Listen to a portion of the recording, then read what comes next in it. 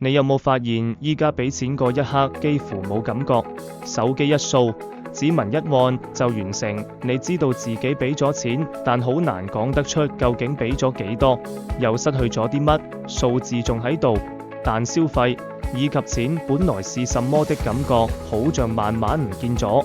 慢慢你會發現一件好怪嘅事，你知道自己仲有錢，但你好少再去諗用呢筆錢其實代表緊乜。以前用現金數目一少，你會即刻感覺到，而家只剩下一個畫面，餘額尚可，於是你繼續用，繼續付，繼續話，直到有一日先發現，原來你一直行緊嘅只係一堆數字組成的迷宮。你好似可以控制消費，知道出口喺度，但已經分唔清自己行咗幾遠。這個地方就係數字迷宮。你可能冇留意，其實你唔係突然變麻木，而係生活慢慢教你。只要按得快就唔使諗，每個流程都幫你簡化，每一步都幫你省略。你只需要繼續用，完全唔需要知道背後發生咗乜。久而久之，你只剩下一個動作，但已經唔再參與整件事。冇人逼過你，但你一步一步被帶入咗呢個模式入面。當所有價值都變成畫面入面嘅數字，你可以消費，可以付款，可以好似正常生活，但你已經唔再清楚自己花咗幾多，還有幾多剩下，邊一刻應該停。你一路向前，但冇任何界線提示你，到呢度其實已經夠了。呢種狀態就係數字迷宮。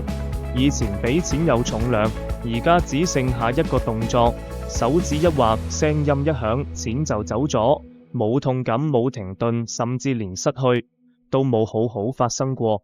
你知道自己仲有錢，但你講唔到仲有幾多。交通卡入閘，會員點數上升，賬單一路自動扣，錢冇唔見，只係慢慢離開咗你嘅記憶。支付被包裝成遊戲，加分、升級、優惠、倒數，每一個提示都喺度講同一句。你再行多一步，下一步就是迷宮變成你的日常。你嘟卡入閘，知道有錢，但唔知剩幾多。積分換咖啡，感覺似玩多過消費。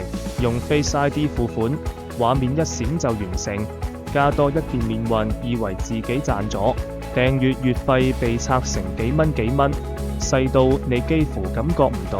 不知不覺間，你每日行走嘅都係迷宮的路線。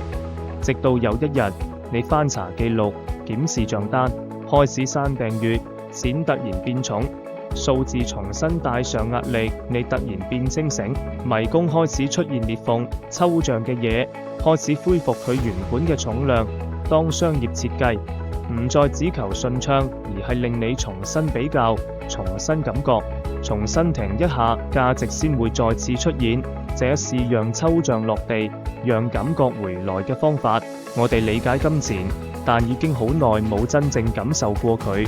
我哋創造咗系統，又一步一步跟住佢行，然後一步一步迷失。要離開迷宮，唔係靠更多科技，而係重新返回感覺，重拾你同世界之間最基本、最真實嗰種連結。抽象奪走感覺，甚至讓價值重生。數字造就了迷宮，而感覺可以使我們返回現實。